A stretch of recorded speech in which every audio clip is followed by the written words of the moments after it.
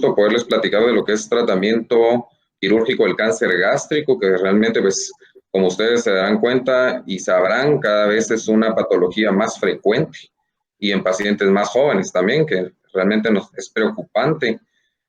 Nosotros en el INCAN lo vemos a diario y sé que ustedes también, así que pues vamos a empezar. Siempre a mí me gusta comentar algo de generalidades, estoy seguro que ya ustedes han tocado este tema anteriormente.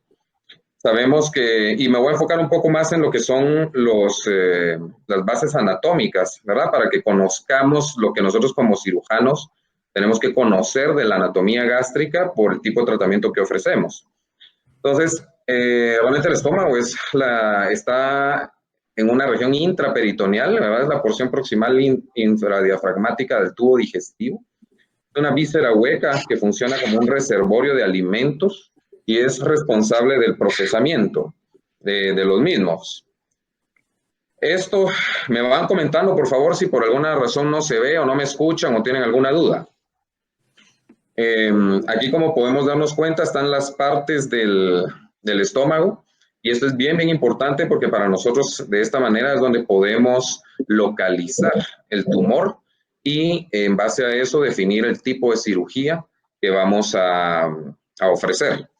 Entonces, como se dan cuenta en la gráfica de arriba, tenemos lo que es el esófago, lo que es el cardias, el fundus gástrico, el cuerpo, el antro y la región de píloro y duodeno, ¿verdad? Entonces, y en las partes de abajo, en las gráficas de abajo, podemos darnos cuenta de las capas que se ven, que son parte de la estructura anatómica del estómago como tal, que obviamente sabemos que es la mucosa, la submucosa, la muscular y la serosa.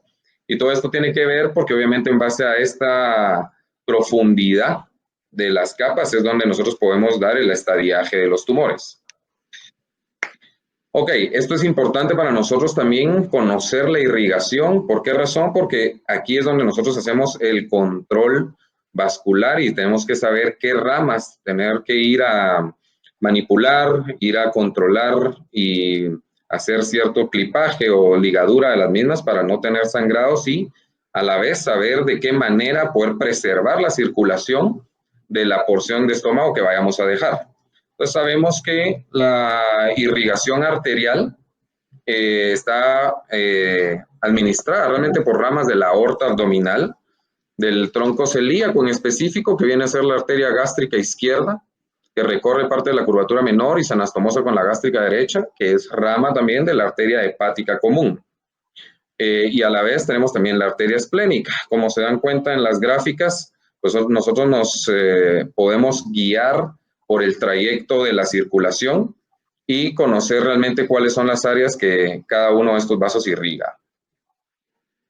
El drenaje venoso, pues es un sistema que va paralelo al sistema arterial y pues está dado también por la vena gástrica derecha, la vena gástrica, la vena prepilórica que drena la vena porta, venas gástricas cortas, la gastroepiploica izquierda y la gastroepiploica derecha.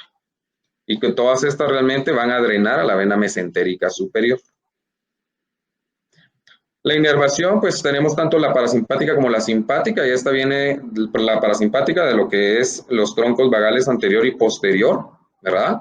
Y esto tiene que ver porque es parte de lo que cuando hacemos gastrectomías totales se tiene que resecar para poder liberar el estómago de su inserción superior y poder bajar un poco el esófago y hacer la anastomosis alta. Y la inervación simpática pues está dada por los segmentos T6 a T9 de la médula y pues esto es parte de lo que también se reseca en el momento de hacer la cirugía gástrica.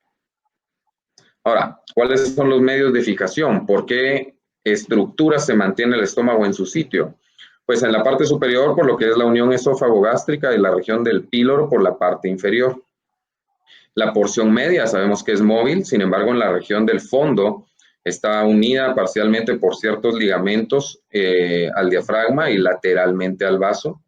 El cuerpo pues tiene su límite derecho con la curvatura menor y su límite izquierdo por la curvatura mayor y el epiplón mayor. Y la escotadura angular que viene a ser parte de lo que es el acodamiento, donde se une ya con la porción más horizontal del estómago y que es donde finaliza en la región antropilórica. Ahora, esto es importantísimo que lo conozcamos. ¿Por qué? Porque esto es el drenaje linfático gástrico, que como sabemos existen 16 grupos ganglionares y todo esto es importante para que conozcamos el tipo de cirugía que se va a hacer por la disección ganglionar. ¿Sí? Entonces, como se dan cuenta ahí están los nombres de cada uno de los grupos y la localización, ¿verdad? Paracardial derecho e izquierdo, el 3 y 4 que son los de la curvatura menor y mayor, supra e infrapilóricos, los de la arteria gástrica izquierda y arteria hepática común, los del tronco celíaco, ilioesplénico y arteria esplénica, ligamento hepatoduodenal, los retropancreáticos, los de la raíz del mesenterio y por último los de la cólica media y paraórticos, que realmente ya algunos de estos son considerados como que fueran enfermedad metastásica cuando se ven afectados. ¿Qué factores de riesgo tenemos? Ya conocemos muchos de ellos. Realmente hay nutricionales como el alto consumo de sal, de nitratos, alimentos ahumados o muy salados, hasta el agua no potable se ha visto que tiene un factor de riesgo. Ocupacionales como el trabajo de hule y minería, exposición a otros factores como el tabaquismo, la infección por H. pylori, radiación previa, hasta la misma cirugía gástrica previa puede ser un factor de riesgo. Genéticos como el tipo de sangre, el tipo A y algunos síndromes que ya podemos ver ahí en la diapositiva. Y lesiones precursoras como algunos pólipos, gastritis crónica, cuando ya existen casos de metaplasia o displasia intestinal.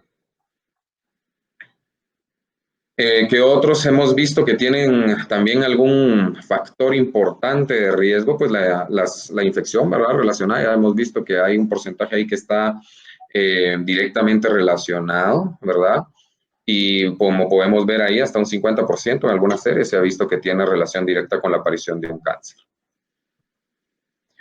Como nosotros como clínicos, porque muchas veces llega directamente con nosotros el paciente, realmente este es un tipo de cáncer que la gran mayoría lo capta primero el gastroenterólogo, ¿verdad? O el internista, y es donde pues tenemos que ser muy acuciosos para conocer algunos de estos síntomas y tener la sospecha clínica. Dentro de estos, los más frecuentes, pues puede ser el dolor epigástrico, que veamos en un examen que hay anemia, ¿verdad? Y microcítica hipocrómica, que el paciente refiere a náusea, pérdida de peso. Un dato muy, muy importante y que sí lo refieren los pacientes es la hiporexia, que ellos sienten que ya se llenan, que comen menos y que en efecto es porque se llenan más rápido, ya no toleran la misma cantidad de alimento, o que comiendo y vomitan, o muchas veces se palpa la lesión a nivel abdominal. Algunas veces también se pueden presentar con nódulos periumbilicales, ictericia o adenopatías, que pues esto ya nos hablaría de una enfermedad en estadio avanzado. ¿Cómo podemos realmente hacer nosotros diagnóstico? Pues tenemos bastantes posibilidades de estudios que nos permiten tener la sospecha y confirmarla con estos estudios. Y dentro de estos, pues obviamente tenemos lo que es la tomografía abdominal, la endoscopia, la ultrasonografía endoscópica, que es muy, muy importante, lastimosamente casi no se hace. Algunas veces marcadores tumorales en estómago, pues no es tan usual pedirlo, pero pues sí se puede utilizar. Y obviamente pues ya técnicas más avanzadas como el PET y en nuestro caso pues la laparoscopia, que también nos permite poder hacer diagnóstico cuando se tiene algún dolor abdominal vago y o tiene el paciente un abdomen muy sugestivo de abdomen agudo, se ingresa con una laparoscopía y en efecto pues se encuentra que hay una lesión gástrica. Esto es bien importante, nosotros lo vemos mucho en los patrones de diseminación tumoral. En cáncer gástrico tenemos diferentes vías. La vía de continuidad, que es porque existe invasión por la mucosa adyacente, por contigüidad, que es ya invasión a los órganos vecinos, por vía linfática, ya comentamos el drenaje ganglionar que tiene, la vía transcelómica, y esto es lo que nos permite algunas veces encontrar tumores en otras partes abdominales, más que todo pélvicas, y que se encuentra al final de cuentas, muchas veces esa es la presentación inicial, una lesión ovárica o una lesión pélvica, y cuando se hace la biopsia, se toma la muestra, se opera por muchas veces el ginecólogo o algo, pues reportan un tumor de Krukenberg. Pues obviamente se tiene que investigar que no venga un tumor gástrico como tumor primario. Y por la vía hematógena, obviamente, que es cuando ya existe metástasis o que hay tumores que progresan, invaden y recurren. Y para más o menos ejemplificar lo que estábamos comentando de los patrones de diseminación, la continuidad, eso es porque obviamente la lesión va creciendo, ahí sí que invadiendo cada vez más mucosa y puede en los cánceres distales, pues invadir hacia lo que es región duodenal, en los cánceres proximales a lo que es región esofágica y unión gastroesofágica. La contigüidad cuando invade estructuras vecinas, en este caso vemos en la foto de la tomografía, la invasión que tiene estructuras como el vaso, ¿sí? Prácticamente está adherido a lo que es región hepático portal, ¿verdad? Y también podemos darnos cuenta que ahí muy seguramente ya tiene invasión también a estructuras del retroperitoneo como el riñón. Vía linfática, como podemos ver en esa imagen, nos damos cuenta de un conglomerado ganglionar muy grande que está en la curvatura menor y que está afectando prácticamente la totalidad de la misma. Entonces ahí ya consideramos que es una invasión linfática. Vía transelómica, como estábamos comentando, pues está la lesión en la primera parte de la fotita esta, donde está el tumor gástrico, y como podemos darnos cuenta en la foto que está a la par, un tumor pélvico, que es un tumor de Krukenberg. Y pues obviamente por vía hematógena, como nos damos cuenta ahí con las múltiples metástasis hepáticas que tiene secundario al engrosamiento de la mucosa gástrica. Entonces, esto es más que todo como para que comentemos solo algunas generalidades de lo que es el cáncer gástrico. Sé que probablemente ya lo tenían ustedes un poco más profundizado.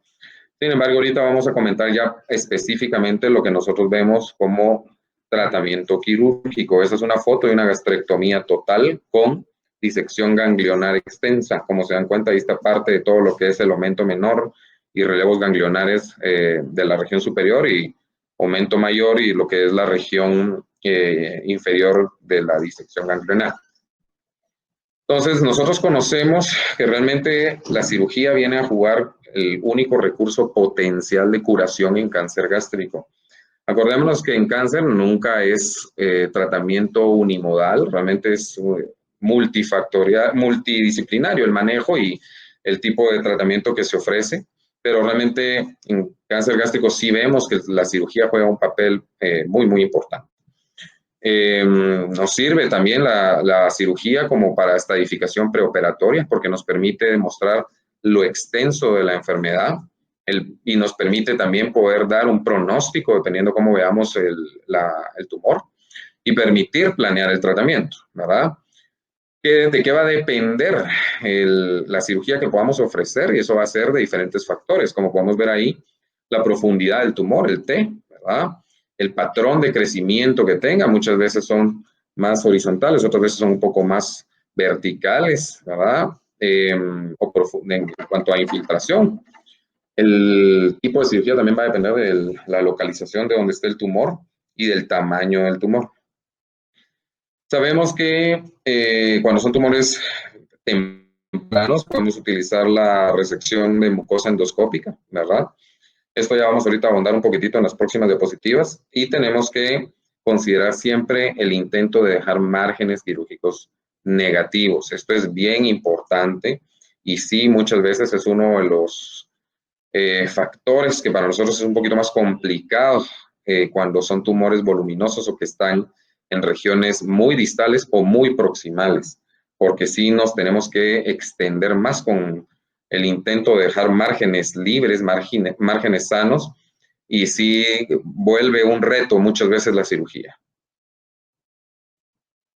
Entonces, sabemos que es el tratamiento primario, ¿verdad? La cirugía en cáncer gástrico temprano. Esto de los márgenes es variable dependiendo de la literatura que se revise, pero muchas veces varias de las referencias consolidan que por lo menos deben ser 4 centímetros como mínimo, ¿sí? ¿Cuál es el objetivo primario? Pues conseguir una resección completa, entiéndase una cirugía R0. ¿Qué significa esto? Pues que obviamente no existe evidencia de tumor microscópico, entonces, y dejando márgenes de tejido libre. Sabemos que hasta un 50% de estos pacientes pueden conseguir el R0, el resto puede quedar con algún tipo de residual, tanto microscópico como macroscópico, sea una cirugía R1 o R2, ¿verdad? Como estamos viendo en este momento. Aquí, como les digo, esto es de otra bibliografía. Tenemos que, dependiendo la variedad de la histología, se puede considerar ser un poquitito más agresivo en cuanto a los márgenes. Una variedad intestinal, que sabemos que son tumores que son menos agresivos, podemos utilizar márgenes de referencia de 5 centímetros como mínimo para poder hacer el procedimiento. Y en la variedad de tipo difuso sí debemos ser un poquitito más extensos en cuanto a la resección, porque sabemos que la posibilidad de recurrencia es más alta en esta variante. Ok, aquí solo para aclarar, por alguna razón me quedó el T1 y el T1A hasta de último. Estos debieron haber estado antes del T1B y el 3. Pero sabemos en general que el cáncer gástrico distal, el que está en las regiones más lejanas del estómago, se puede tratar con una gastrectomía subtotal, ¿verdad? Se han hecho estudios en los que se compara si realmente es necesario hacer una gastrectomía total y se ha visto que no. Realmente los resultados oncológicos son muy similares porque pues, si se dejan los márgenes necesarios, no hay necesidad de quitarlo completo. Y sí se ha visto que un porcentaje mayor de complicaciones cuando se hace una gastrectomía total. Entonces, cuando son tumores de esta región anatómica distales, pues uno puede considerar hacer una gastrectomía subtotal o hemigastrectomía. Cuando son cánceres proximales en la región más superior, ahí sí para nosotros es un poco más complicado, que sí se tiene que hacer la gastrectomía total y muchas veces, como les digo, se tiene que hacer una extensión hacia la región esofágica para poder hacer un corte dejando márgenes libres. Y esto obviamente representa también mayor tasa de complicación nutricional. Ya por estadios tenemos, el primero, como les digo, es el que está de último, pero cuando son estadios tempranos se puede hacer la resección endoscópica. Cuando son estadios de T1B a T3, podemos hacer una resección adecuada con márgenes negativos, ya lo habíamos comentado, y dependiendo de la localización va a ser si es distal o gastrectomía total. Y en los T4, que sí muchas veces nos toca tener que hacer resecciones en bloque o multiorgánicas. ¿Qué significa una resección multiorgánica? Que hay resección del estómago o de la mitad del estómago, pero si está adherido a parte de lo que es colon, si está adherido a parte de lo que es páncreas, tendríamos la necesidad de tener que extender el procedimiento y hacer pancreatectomías distales, colectomías de transverso. Entonces sí, se nos vuelve una cirugía bastante más grande y obviamente con mayor posibilidad de complicaciones, porque si hay una cirugía que involucre páncreas, obviamente tenemos la posibilidad de una fístula, que son muy complicadas de manejar. Si tenemos una resección asociada con colon, tenemos la posibilidad de una fuga intestinal, de una sepsis o hasta de una fístula también y todo lo que conlleva este tipo de cirugías. Entonces sí, para nosotros también vuelve a ser esto un reto mayor.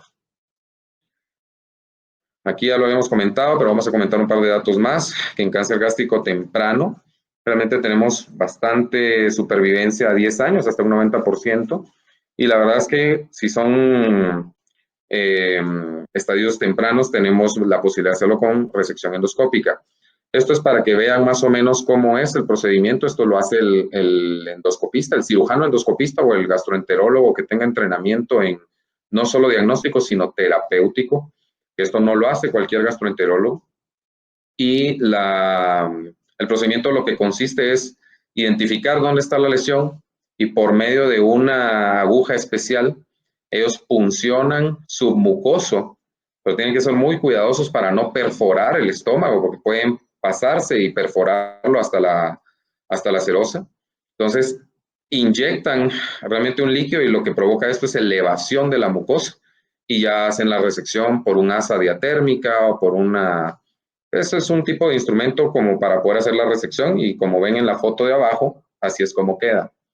Y ahí prácticamente nos damos cuenta que se hizo la resección completa de la mucosa con pues márgenes aparentemente sanos, ¿verdad? ¿Quiénes son candidatos a este tipo de cirugías? Los pacientes que tengan una lesión accesible para el endoscopista y tumores que sean de menos de 3 centímetros confinados a la mucosa. obviamente no puede haber enfermedad metastásica que sea diagnosticado. Definitivamente no sería el tratamiento ideal. Estas son algunas de las indicaciones que nos da la Sociedad Japonesa de Gastroenterología Endoscópica y de Cáncer Gástrico. Como todos sabemos, los japoneses tienen mucha experiencia en cáncer gástrico, entonces ellos son de los que más publican y más tienen directrices en cuanto a tratamiento, y ellos dan estas indicaciones para la resección endoscópica de la mucosa, que nos da un porcentaje de metástasis muy bajo, hasta el 0 al 5%, y que realmente para ellos la indicación absoluta son tumores de menos de 2 centímetros, que sea bien diferenciado, que esté confinado a la mucosa y sin ulceración, o sea, un T1A. Pueden haber indicaciones expandidas, que sean lesiones de más de 2 centímetros, pero sin ulceración y que sean bien diferenciadas. Lesiones menores de 2 centímetros, ulceradas, pero que sean bien diferenciadas, o menores de 2 centímetros no ulceradas, indiferenciadas. Entonces, todo esto tiene mucho que ver con lo que el patólogo reporte. Lastimosamente, ustedes se habrán dado cuenta, igual que nosotros, que la información que brindan muchas veces los informes patológicos deja mucho que desear, no nos dan los datos exactos y lo que quisiéramos para poder tomar este tipo de decisiones, pero pues eso esperemos que algún día cambie. Sabemos que puede tener hasta una sobrevida del 95% a 5 años, y sí se ha visto que puede haber un porcentaje mayor de recurrencia local, de un 6 a un 1% cuando se hace una cirugía como tal. Entonces, pero la ventaja que se tiene es que aunque haya una recurrencia un poco mayor, si son recurrencias que cumplen con los criterios previos para hacer resección endoscópica, se puede volver a hacer. Entonces, no hay problema, siempre y cuando pues cumpla estas indicaciones. Y que pues muchas veces se puede hacer el intento cuando son pacientes que son inoperables. Ya vamos a comentar cuál es la diferencia entre inoperable e irresecable, porque es diferente. Ahora, en cáncer gástrico avanzado, pues cuando tenemos que definir si es un caso resecable, pues entonces es cuando está limitado hasta la pared gástrica, y sí hay criterios para poderlo resecar. Y cuando son casos irresecables, pues no susceptibles a cirugía, pues el objetivo es paliarlo, y ya vendrán las otras opciones de tratamiento, en este caso más lo que ustedes manejan, que sería la quimioterapia. Aquí vienen los criterios de irresecabilidad. Esto nosotros lo vemos muy frecuentemente, porque tenemos que decidir muchas veces si por estos criterios el paciente se puede o no operar. Obviamente, si existe enfermedad metastásica hepática o a distancia, como podemos ver en esta diapositiva, si existe ascitis, que ya se haya documentado que tiene presencia de adenocarcinoma o del tipo que sea, cuando hay implantes peritoneales, esto algunas veces es un poco complicado poderlo definir. Sin embargo, sí hay muchas veces estudios tomográficos que logran describir y evidenciar que hay implantes ya peritoneales en meso o en varias otras partes. Y así es como se ve una carcinomatosis, como podemos ver en esa foto. O que exista afección de órganos adyacentes que no es candidato a cirugía multiorgánica. Ahí, como nos podemos dar cuenta en la diapositiva, tenemos invasión extensa hacia lo que es región hepática, que ya no es susceptible de cirugía.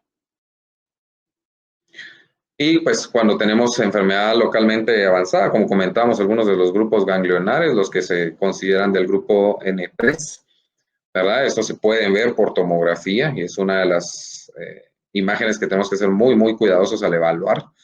O cuando existe ya invasión a estructuras vasculares que definitivamente no nos permite por el riesgo de sangrados, hemorragias, y que no se puede tratar tampoco con una anastomosis vascular. Entonces, en esos casos, estos son los criterios de irresecabilidad. Esto es a lo que nosotros le ponemos más atención al momento de valorar si un paciente es candidato a cirugía o no.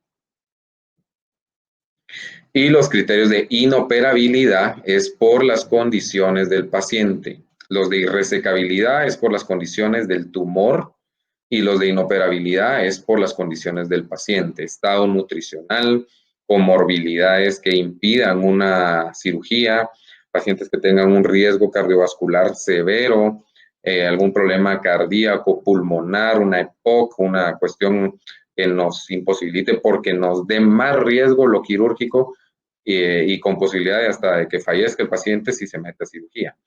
Entonces, esto es para nosotros algo muy, muy importante y, como les comenté hace un momento, las condiciones nutricionales juegan un factor muy, muy importante porque lastimosamente el paciente con cáncer gástrico tiende la gran mayoría a tener desnutrición y nosotros lo vemos al momento de solicitar proteínas y albúmina como parte de las pruebas que se hacen, porque de tenerlas muy bajas sabemos que nuestra anastomosis está en mucho riesgo y obviamente no podemos someter a una cirugía que ya sabemos que va a fallar si el paciente pues, no está en condiciones. Entonces, el factor nutricional en este aspecto viene a jugar algo muy, muy importante. Tenemos algunos predictores de mal pronóstico, ¿verdad? Como le habíamos comentado, la localización proximal del tumor nos obligaría a hacer una cirugía mayor y con extensión algunas veces a tórax, que tengamos albúmina o proteínas bajas y que tengamos linfocitos por debajo de 1500, porque pues sí nos pone el paciente en riesgo de alguna infección. También tenemos las opciones de cirugías de paliación, ¿verdad? En este caso es justificable muchas veces si sabemos que se puede beneficiar al paciente en algunos casos. ¿En qué casos?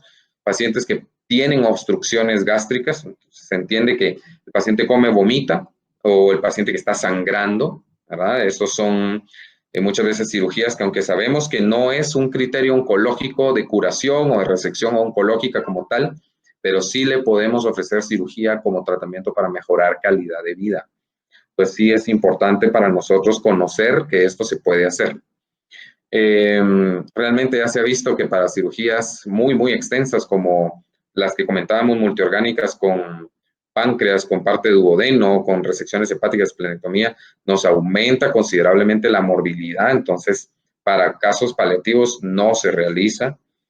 Y pues las derivaciones que algunas veces nos permiten mejorar las condiciones, sí también se ha visto como criterio oncológico que no tiene beneficio, obviamente, nos puede aumentar la morbilidad y algunas veces pues se puede tener más beneficio con quimioterapia paliativa. Pero ahí es donde como equipo, como comité oncológico, que se discutan casos tanto con los oncólogos clínicos como ustedes, como con los que hacemos cirugía, se pueda definir cuál será la mejor opción para cierto tipo de pacientes.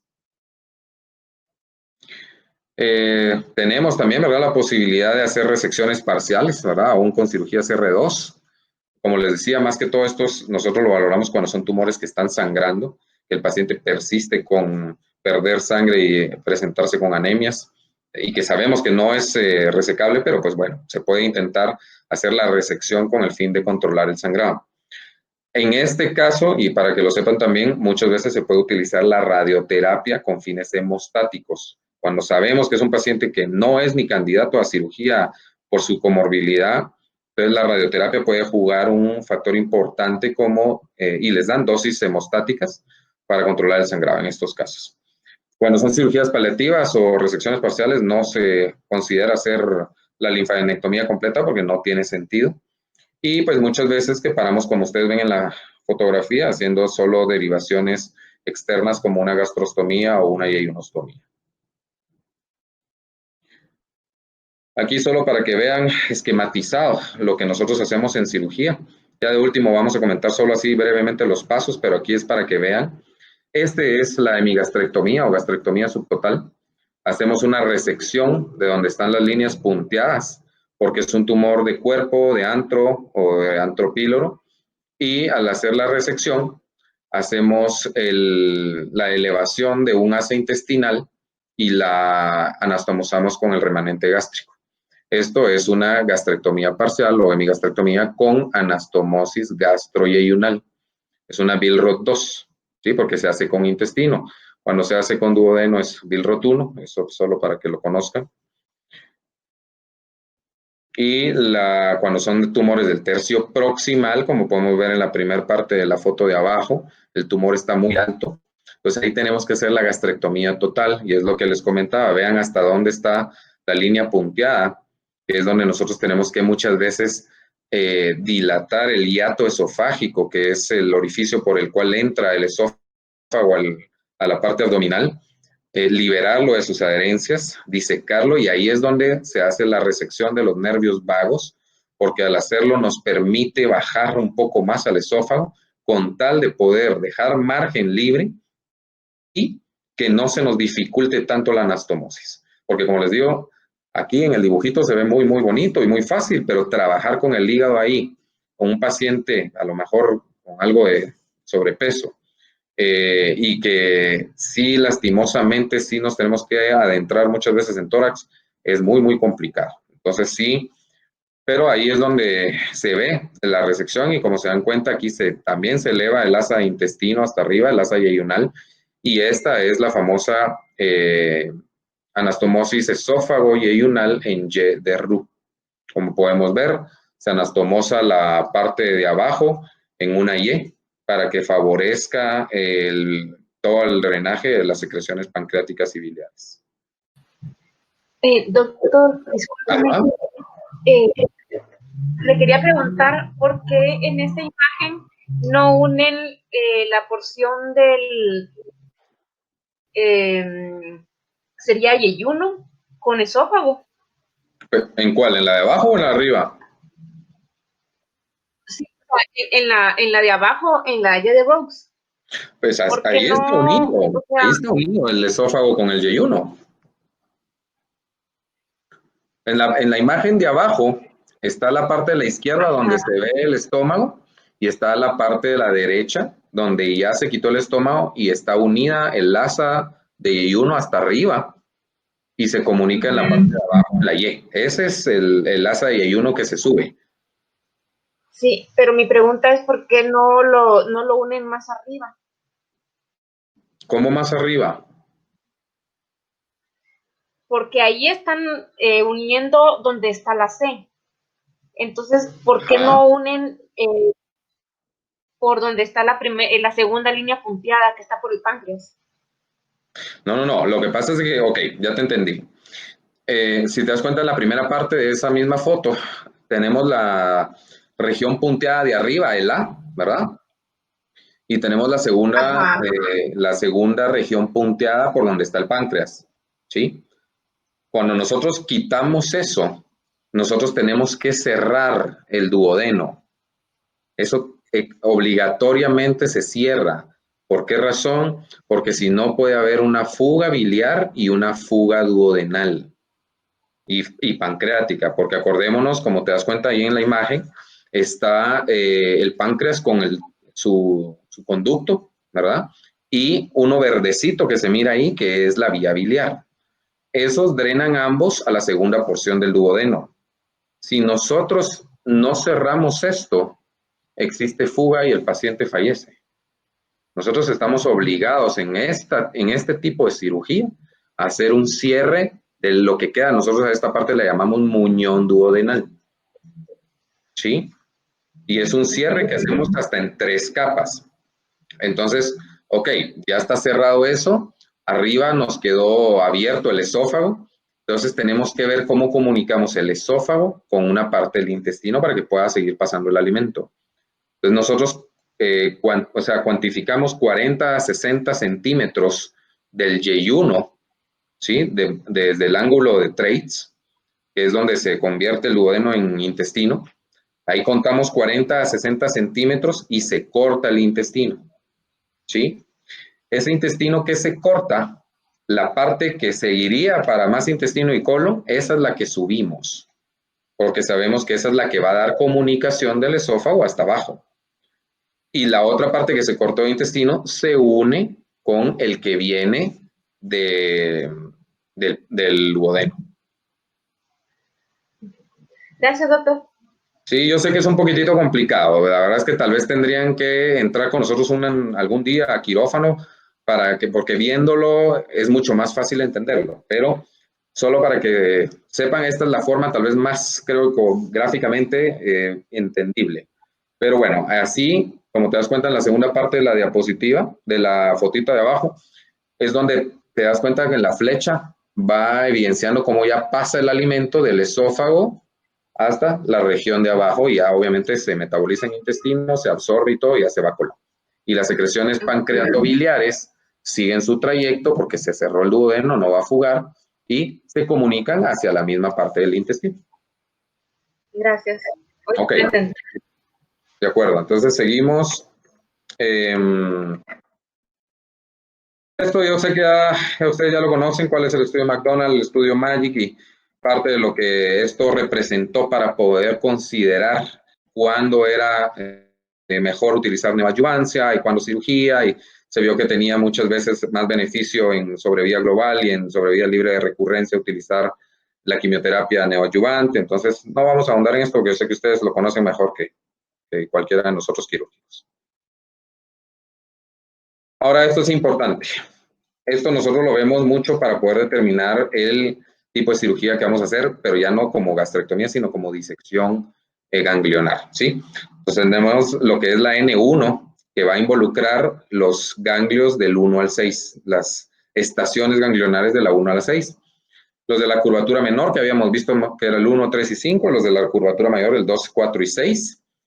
El N2 ya involucra los que son niveles del 7 al 11, y la N3, que son los retropancreáticos, paraórticos, y los 14 y 15, que todos estos, como comentamos al principio, un N3 ya se considera realmente pues una enfermedad metastásica.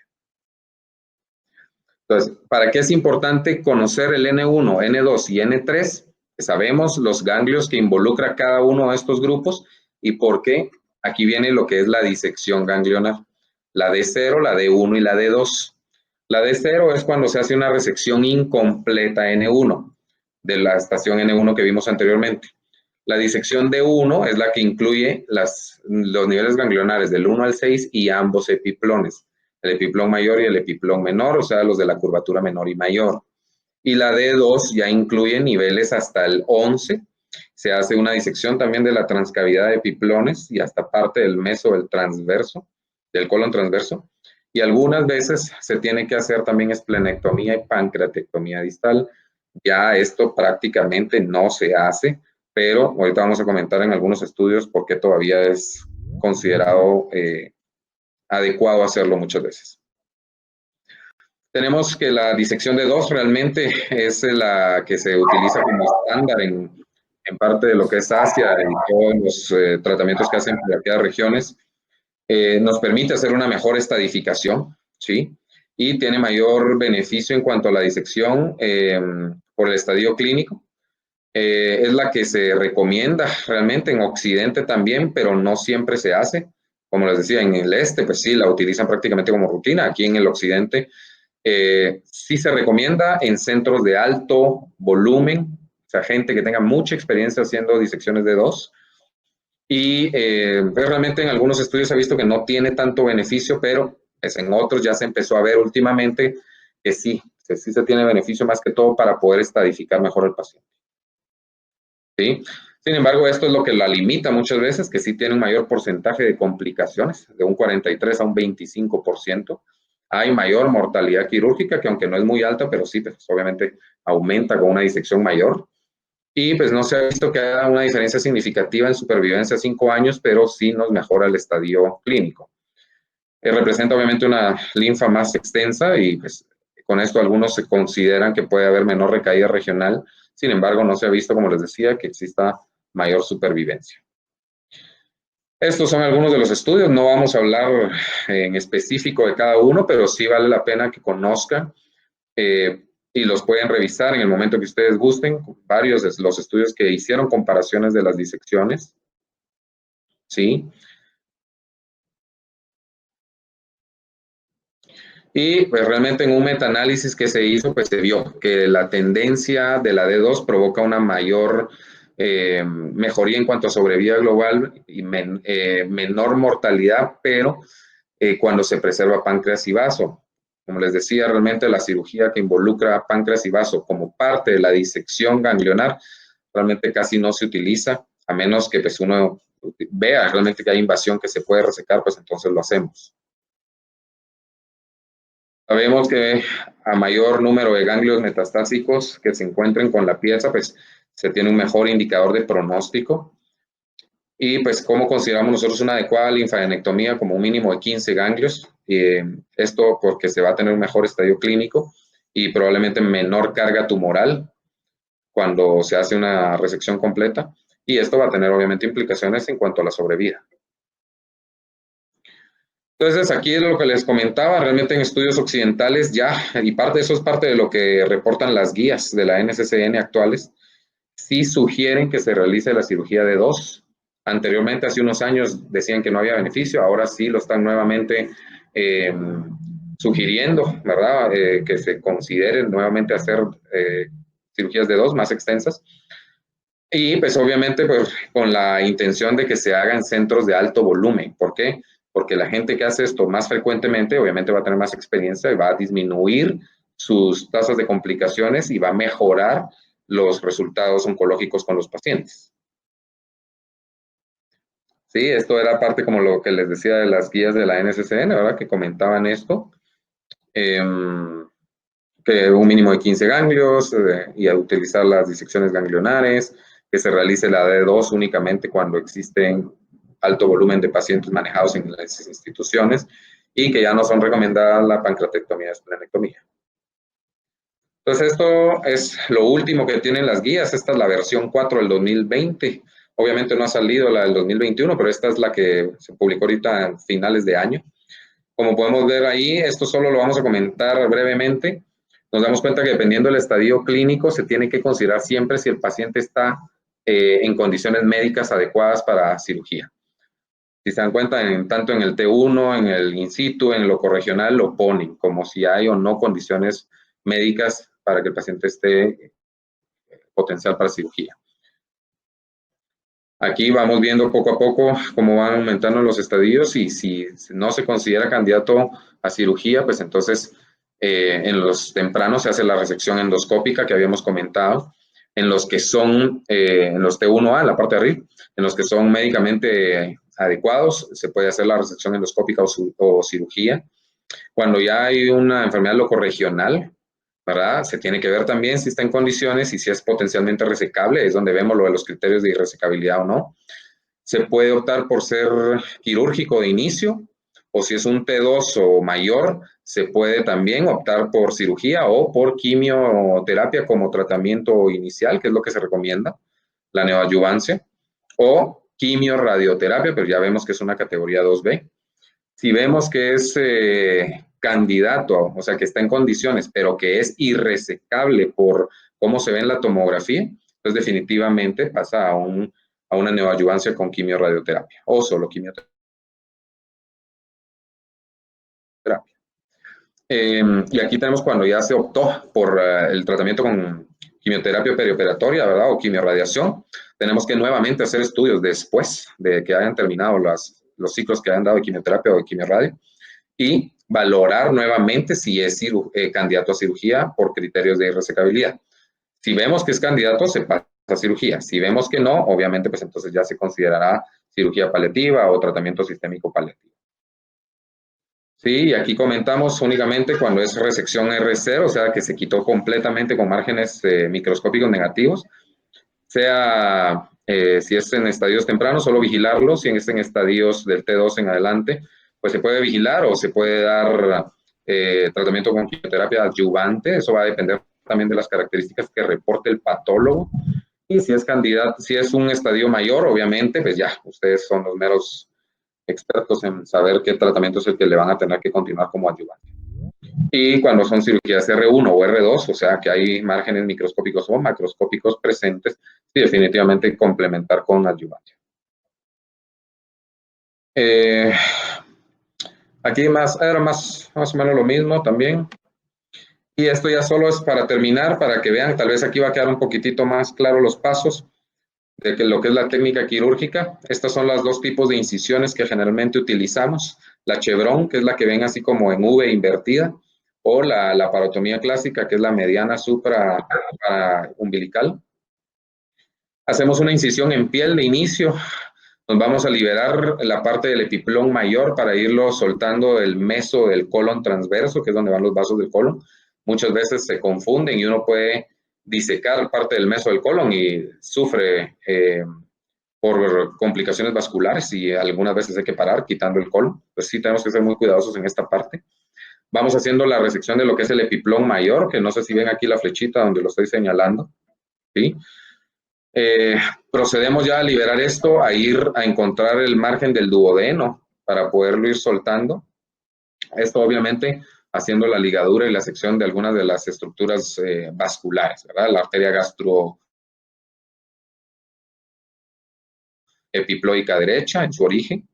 Y aquí nos vamos a, como les decía, ya liberando parte de lo que es el duodeno y ya del del epiplón menor. Ya encontramos parte de lo que es la primera porción del duodeno. Aquí se colocan clamps para no lastimar el tejido. O si tenemos la posibilidad de una engrapadora, pues idealmente, pero pues cada engrapadora vale aproximadamente 4,000 quetzales. Entonces, obviamente, si tiene el seguro, pues el paciente no le representa mayor gasto, pero en un caso que es la mayoría, que hay gente que no tiene para eso, tenemos que hacerlo manual. Entonces se hace la resección de lo que es el duodeno en la parte superior derecha de la foto. Y como se dan cuenta aquí, aquí es donde yo le explicaba a la doctora, ya en esta región, no sé si se ve la flechita. Ustedes me dicen, la flechita. Sí se ve. Sí se ve. Sí. Entonces, en esta parte aquí ya está cortado el duodeno, ¿verdad? Y esta es la parte que tenemos que hacer obligatoriamente el cierre para que no se nos fugue lo que viene aquí abajo, que vendría a ser el drenaje biliar y pancreático. Y esta es parte de la pieza, ¿sí? Ya procedemos a soltar parte de lo que nos quedaba aquí del epiplón menor. Y como se dan cuenta en la parte de aquí abajo, ya viene suelto parte del estómago con todo el tejido de los niveles ganglionares N1, ¿verdad? Que son los de la curvatura menor. Y ya se había soltado todo el epiplón de lo que es el N2. Entonces, aquí ya estamos haciendo disección de las estaciones 1, 2, 3, 4, 5, 6 y en ambos epiplones. Esa viene a ser la disección N1, ¿sí?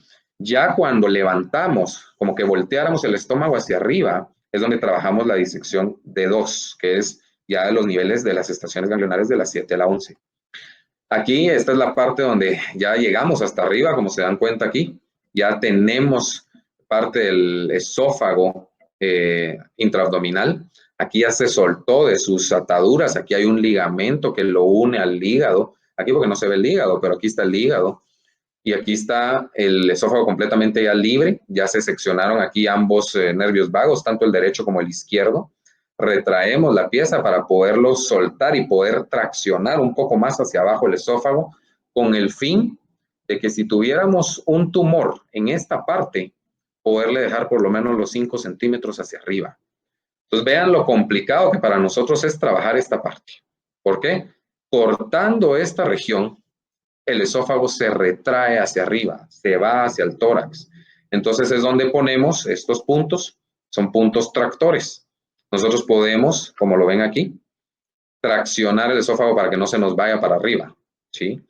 Y dejamos una sonda nasogástrica a ese nivel. Aquí se ve solo para que la vean, pero siempre la dejamos todavía un poquito más arriba. Y esto es más o menos como para que vean el tipo de cómo se vería en un corte tangencial la luz del esófago. ¿Okay? Entonces, aquí es donde ya venimos nosotros a seccionar el intestino. Aquí está el ángulo de Treitz. Venimos con 40, 60 centímetros y se hace la colocación de los clamps intestinales para poder cortar en medio y sin lastimar el tejido. Queda de esta manera y se sube la parte distal. Esta parte la atravesamos a través del meso del colon y la vamos a subir para poderla unir al esófago. ¿Sí? Entonces, acordémonos que aquí se cortó. Entonces, esta es la parte que después se va a ir abajo. Esta es la que sube, que sería esta asa, sube hasta el esófago. Y aquí es donde unimos la región esofágica con la región yeyunal. ¿Sí? Entonces, hacemos una anastomosis esófago yeyuno, término lateral o término terminal. ¿Sí? Y haciendo esta anastomosis, ya que se abrió, dejamos la sonda pasada y la introducimos hasta debajo de la que se va a unir abajo, que es el asa que había quedado arriba. Aquí está solo para que veamos lo que les estaba explicando precisamente. Se unen un montón de suturas para que no quede nada de fuga. Se abre el intestino y se une esófago con yeyuno, ¿sí? Miren cómo va quedando en esta región de acá. El esófago unido circunferencialmente para que no fugue y la sonda va adentro, ¿sí? Lo de la sonda no es algo obligatorio, pero es lo que más se recomienda porque si no hay que hacerle al paciente también una yeyunostomía. No, nadie quiere tener un orificio ahí si se puede evitar por sonda hacia afuera, pues entonces de esta manera por eso ponemos la sonda. Y aquí es donde esto era manual y esto es con la engrapadora, que la engrapadora para nosotros es un instrumento de suma importancia, muy valioso porque nos reduce tiempo quirúrgico, nos evita mayor porcentaje de fugas, ¿sí?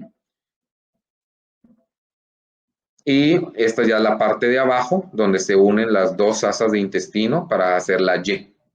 Se abre aquí, se abre acá, se da el disparo con la engrapadora, se cierra el orificio donde se introdujo la engrapadora y queda prácticamente como lo vemos en esta parte de acá. Una anastomosis, esta es la anastomosis baja, es la de la Y de Roux, queda unida lateral, ¿sí? Sé que es un poco complicado entenderlo, pues técnica quirúrgica no es lo que ustedes ven, pero solo para que tengan una idea de lo que nosotros hacemos en cuanto a este tipo de cáncer. ¿Qué complicaciones podemos tener? Hasta un 45%, y sí, en efecto podemos tener múltiples, como el sangrado, las fístulas esofagogástricas, que estas de las complicaciones que nosotros a las que más respetamos y las que más miedo les tenemos, que sí es de lo que complica más a los pacientes. Pueden haber abscesos subfrénicos, una fístula pancreática, mediastinitis, por lo que se trabaja liberando el esófago, el mediastino, infecciones de herida, neumonías, ilios, estenosis, que se estreche la anastomosis. Sin embargo, el derrame pleural, tromboembolias. Para lo de la estenosis, algunas veces el endoscopista nos apoya con dilataciones y la fístula que más tememos nosotros, que era la fístula esofagogástrica, ya se tiene el recurso de que se puede utilizar una prótesis. Para cuando vemos, y eso lo vemos con este estudio de acá, un estudio contrastado con medio hidrosoluble, existe fuga. Esto no se debería de ver aquí. El medio de contraste debería de seguir lineal de aquí hasta abajo. Y si se dan cuenta aquí, hay fuga. Esta es una fístula esófago yeyuno, ¿sí? Entonces, cuando vemos esto, sabemos que un punto no cicatrizó y aquí se está fugando. Si nosotros le damos de comer al paciente, el paciente fallece por sepsis, ¿sí? Entonces, ¿qué es lo que hacemos? Si no se tiene la opción de una prótesis, hay que ir a volver a abrir para tratar de reparar esta fístula. Es muy, muy complicado. Pero la ventaja que se tiene ahora es que el endoscopista puede venir y con el endoscopio llegar hasta acá y poner una prótesis expansible y de esa manera se cierra la fístula. Y pues los síndromes postgastrectomía, que realmente son muy poco lo que se presentan, hasta un 10%, pues el síndrome de dumping, de asa aferente, de asa eferente, reflujo alcalino, y todas estas más que todo lo que le dan al paciente es problemas después de comer. Se les puede bajar un poco el azúcar, se les puede bajar un poco la presión, se sienten taquicárdicos, pueden entrar en un cuadro de sudoración profusa. Lo que se recomienda nada más en estos casos es dar comidas menos voluminosas, más pequeñas y más frecuentes para que esto no suceda. Y nada más para comentar algunos datos de la laparoscopía, sí, definitivamente es una ventaja. Hay menor pérdida sanguínea, menos dolor, una recuperación más acelerada. Sin embargo, oncológicamente no tiene ningún beneficio.